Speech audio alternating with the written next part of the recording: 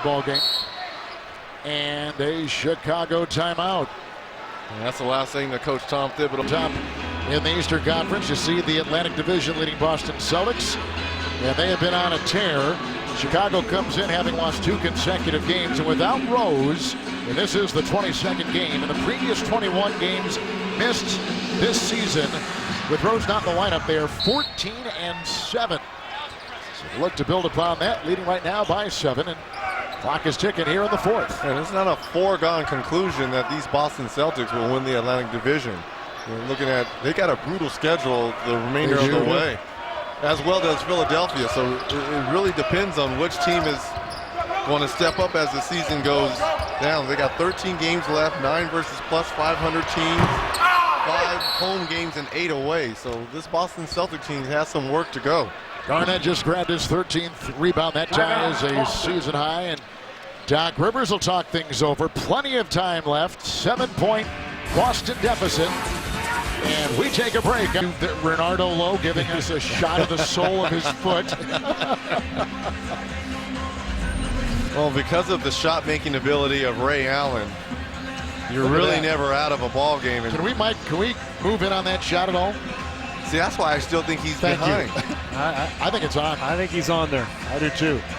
But if we can't decide here, looking at it 6 times, then maybe the officials are going through the same thing, and they'll just keep it as it was.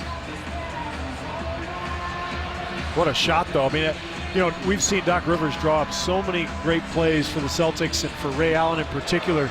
That one was blown up by the Bulls defense. They were ready for that, and Allen still made a nearly impossible shot. Basically, Ray just making a play and making a shot. They're taking a long time. This is a huge basket. Look at the score if it is a 3. That's why I'm thinking it's more so that he was still behind. I mean, I know it looks like it's there, but remember when we just saw a shot of Ray's sneakers, that white area in the front, it doesn't even look like it's on the red.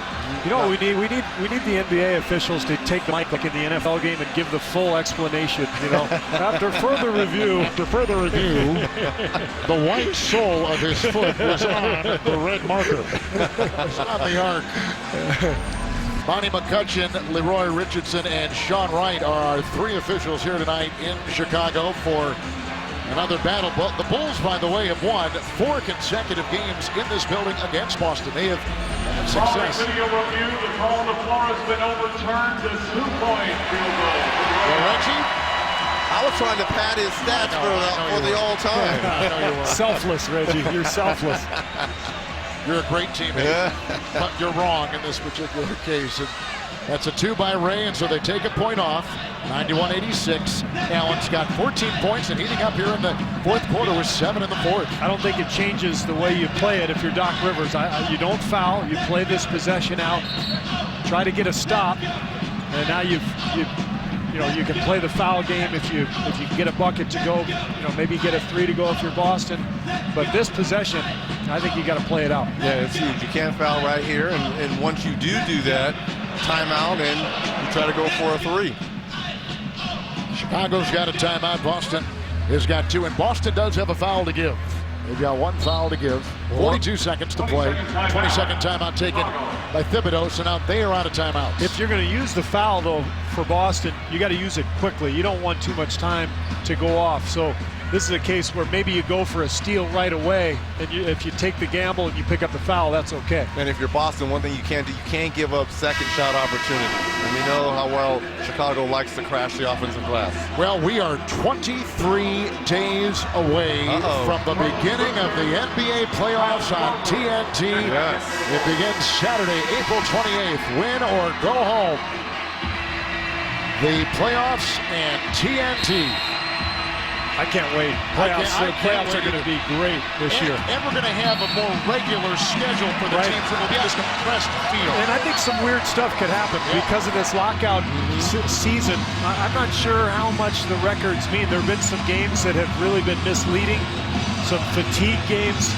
So, you know, there are going to be some teams that may surprise you, I think. I think come playoff time, people that are going to be the most happy will be the coaches because they get a time to prepare their teams for the playoffs. Bradley has come in for Allen. Corver has come in for Gibson. A couple of substitutions. Here is Dang. Off to Watson, and there's Bradley quickly on him. Adhering himself to the guy with the ball, C.J. Watson. Gotta be careful if you're Watson. No foul. Shot clock at about 10. Watson a three.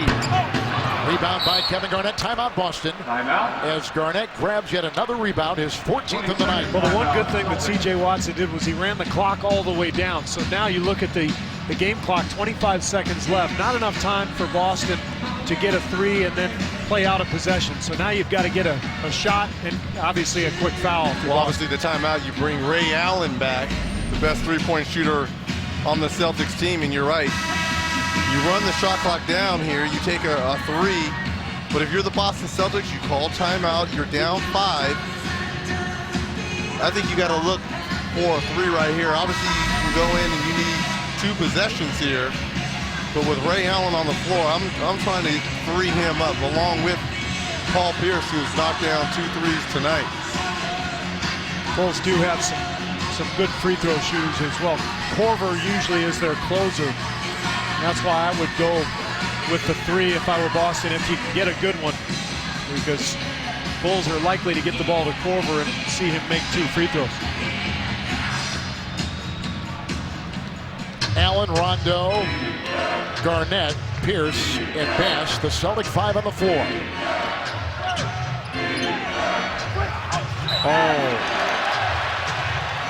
A turnover by Rajon Rondo.